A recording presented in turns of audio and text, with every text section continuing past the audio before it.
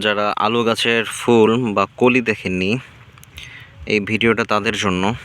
দেখেন আমার আলু গাছে প্রত্যেকটা গাছে ফুল আসতে শুরু করে দিয়েছে।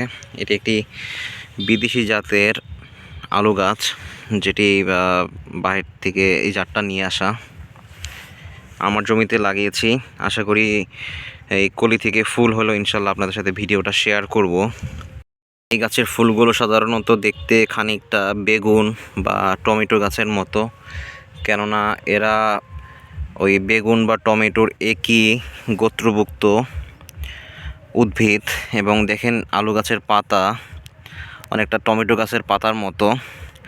তো বাংলাদেশ সাধারণত ফুল থেকে বীজ করা হয় না, বা করা হলেও খুবই কম করা হয়, যেটি বাইরে খানিকটা প্রচলিত।